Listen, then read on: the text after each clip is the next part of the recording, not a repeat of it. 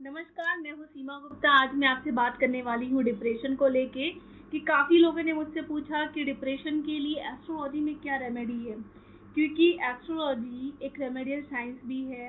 Remedy के through हम अपनी बीमारी को, अपने ग्रह के जो प्रभाव होते हैं उनको हम कम कर सकते हैं। तो क्या करना चाहिए जिससे कि डिप्रेशन जो है वो ना हो, एंजाइटी ना हो, और जो लोग इन सब चीज़ों में घिरे हुए हैं तो उनको कैसे बाहर निकाला जाए। तो मैंने एक पोस्ट डाला था और उसमें लिखा था कि अगर आपके घर में सिल्वर कॉइन है तो सिल्वर कॉइन को लेकर आप उसको 2 गिलास पानी में उबालिए। उबालने के बाद जब 1 गिलास पानी रह जाए तो उसको आपको पीना है लाइक मेडिसिन। 2 चम्मच 3 चम्मच आपने ले लिए, सुबह ले लिया, रात को सोते समय ले लिया। और सिल्वर क्या करेगा कि आपकी जो ब्रेन का जो फंक्शन है उसको स्मूथ करेगा, उसको काम करेगा, क्योंकि सिल्वर जो है उसका जो एलिमेंट है वो ठंडा है। सिल्वर हमारे चंद्र से संबंधित है। तो हमारा जो ये पूरी सृष्टि है, ये जो पूरी कायनात बनी हुई है, ये पानी से बनी हुई है। 70% इस पृथ्वी के ऊपर पानी है। हमारी बॉडी में 70% पानी है। तो पानी का जो असर है वो बहुत ज़्यादा, क्योंकि अगर आप पानी में एक पत्थर मारेंगे तो पानी क्या होगा, वो हलचल पैदा कर देगा। तो ऐसा ही हमारा ये शरीर, ये हमारा ब्रेन है कि जब हम इसमें बहुत सारे ना चाहते हुए ऐसे कंकड़ पत्थर थॉट्स हम जब डालते हैं तो वो वाइब्रेट होना वो शुरू हो जाता है और वो हमारे थॉट्स में कन्वर्ट हो जाता है। ब्रेन ब्रेन का काम है थॉट्स, यानी आप उसको जितने थॉट्स देते रहेंगे ब्रेन आपका उतना एक्टिव रहेगा। यानी ब्रेन का जो फूड है वो थॉट्स उसके फूड है। तो फूड जैसा हम खाएंगे वैसा हमारा शरीर बनेगा। हम लोगों ने एक बात सुनी है ना कि जैसा अन्न वैसा मन, और जैसा मन वैसा तन।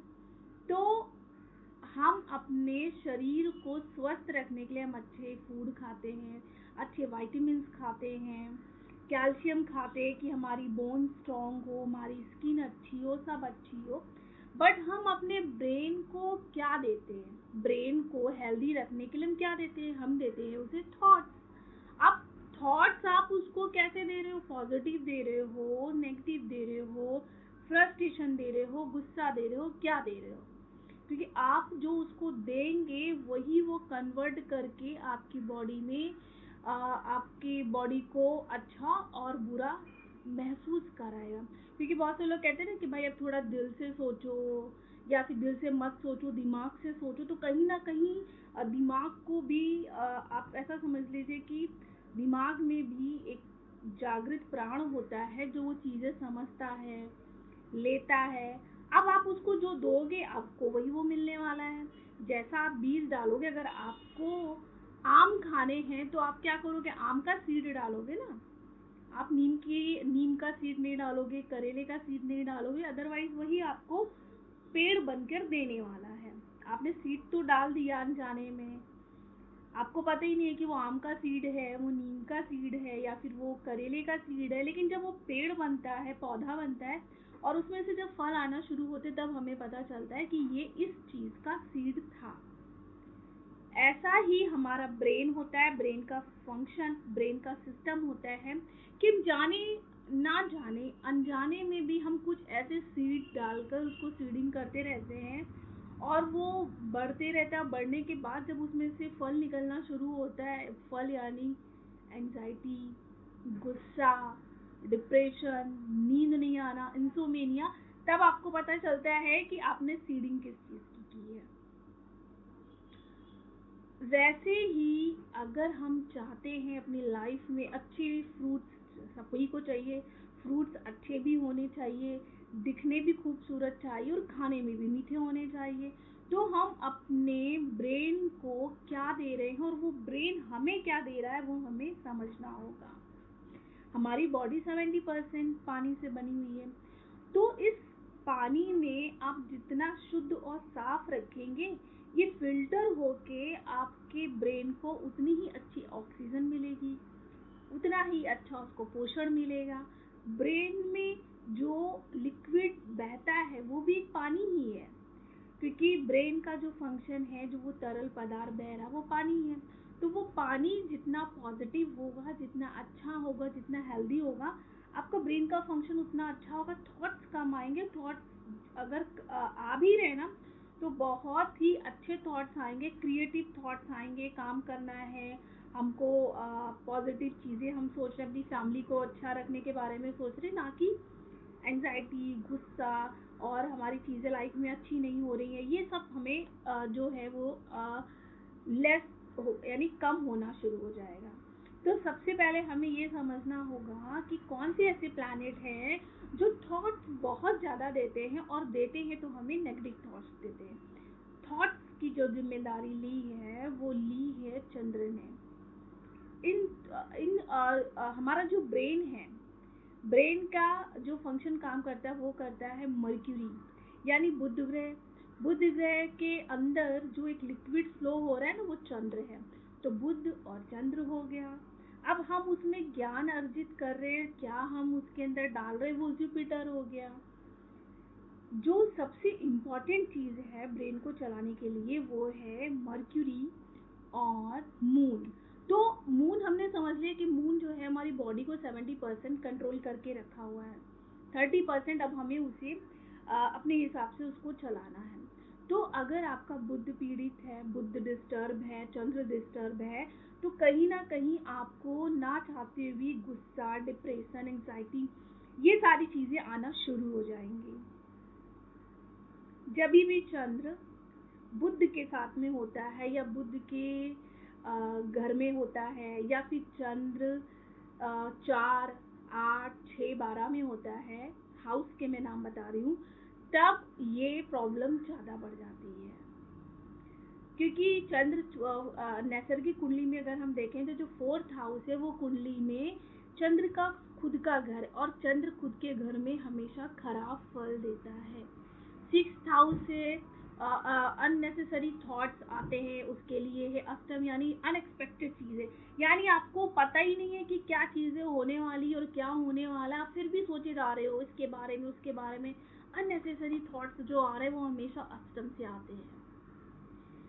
जो हमने सुना है और जो हमारे हम चाहते कि वो लाइफ में हमें मिले, वो हमें देता है 12th हाउस, यानी अनकॉन्शियस माइंड। यानी हमारे जो माइंड में चीज़ें हमने सुन ली हैं, कहीं से समझ ली हैं, वो हमारे जो है हमारे माइंड में आ गई, अनकॉन्शियस माइंड में आ गई है, वो देता है 12th हाउस। तो जब चंद्र वहाँ होता है तो ये प्रॉब्लम क्रिएट करना शुरू कर देता है। शनि के साथ होगा तो समझ लीजिए कि चंद्र और शनि का युग विष योग है। आपके थॉट्स में ऐसा पॉइजन करेगा कि आप ना चाहते हुए भी आपको सब चीज़ें गलत लगना शुरू हो जाएंगी। जब चंद्र केतु के साथ में होता है तो हमें ऐसा लगता है कि हमारे ऊपर किसी ने जादू टोना कर दिया है, या फिर हमें कोई वॉच कर रहा है, या मेरा कोई बुरा करना चाहता है।